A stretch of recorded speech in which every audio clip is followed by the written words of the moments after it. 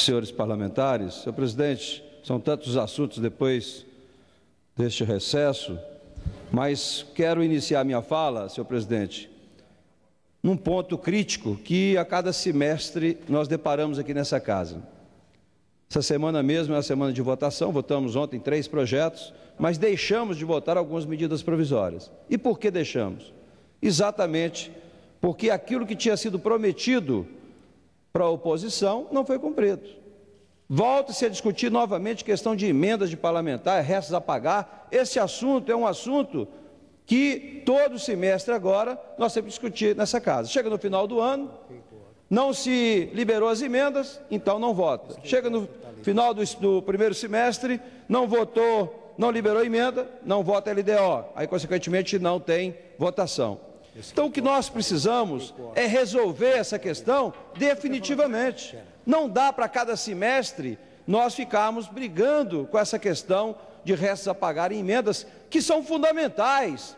As pessoas precisam entender o que é uma emenda de parlamentar. A emenda de parlamentar é para atender aquele município, aquela comunidade que foi visitada pelo deputado e que a deputado, junto com o prefeito e outras autoridades, assumiram o compromisso com essa gente, com esse município. E aí, apresenta-se a emenda, a promessa de liberação e depois não há o cumprimento. E os deputados ficam como caloteiros, os deputados ficam com débito, com seus eleitores, com aquelas pessoas que votaram como representante aqui no Congresso. Então, como resolver isso? Nós estamos agora instalando a frente parlamentar pelo fortalecimento do Legislativo e vamos colocar como ponto número 1. Ponto número 1 da frente. Você quer 1 minuto? Não. Aprovar nessa casa as emendas impositivas. É possível colocar um orçamento impositivo? Acho muito difícil. Mas determinadas coisas, como já temos vinculações para a educação, para a saúde, para a segurança, nós temos que, mesmo que diminua os valores, mas temos que ter certeza. O deputado precisa ter a tranquilidade que quando assumir o compromisso na base para ajudar a comunidade, esse compromisso tem que ser respeitado. E o Poder Legislativo está perdendo esse poder, nós estamos ficando à mercê do Executivo. E aí não se vota nada em função disso. Então eu espero que, como item número 1 da pauta, para que a gente possa voltar a discutir aqui no Congresso e votar as matérias importantes para o país, não tenhamos que vincular uma coisa que é prerrogativa do Legislativo. O orçamento é feito por essa casa. Não dá para ficar na mão do Executivo problemas como esse todo semestre.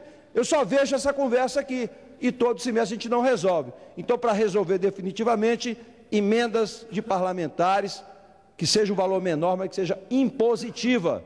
Restos a pagar, é dívida, tem que pagar. O governo parece que acha que não precisa pagar. Existe essa figura do precatório. O que é precatório?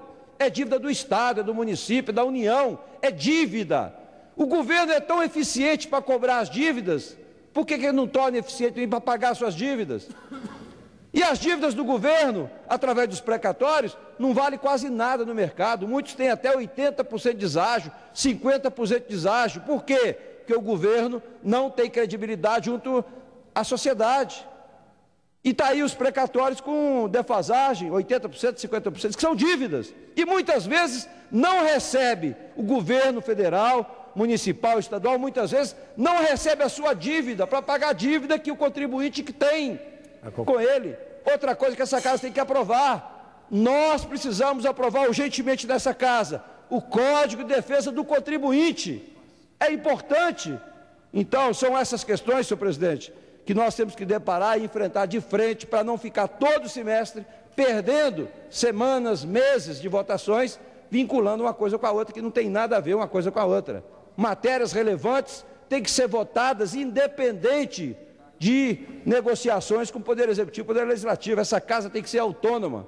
E outra coisa, senhor presidente, para encerrar a minha fala aqui, a CPI continua. Está aí os trabalhos da CPI indo muito bem. Agora saiu na Folha de São Paulo e eu continuo fiscalizando.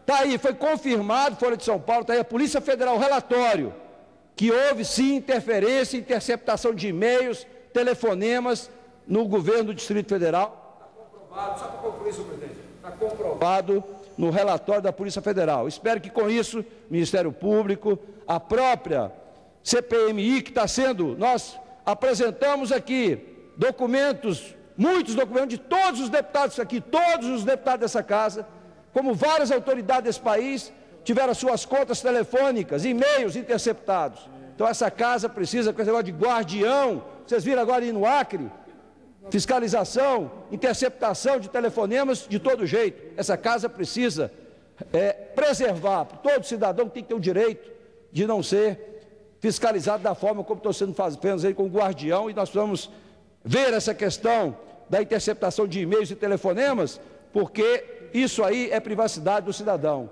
Isso está nas garantias constitucionais. E nós temos que apurar. O presidente dessa casa tem todo esse material junto com o Ministério da Justiça. E nós queremos apurar tudo isso. Era isso, senhor presidente. Muito obrigado.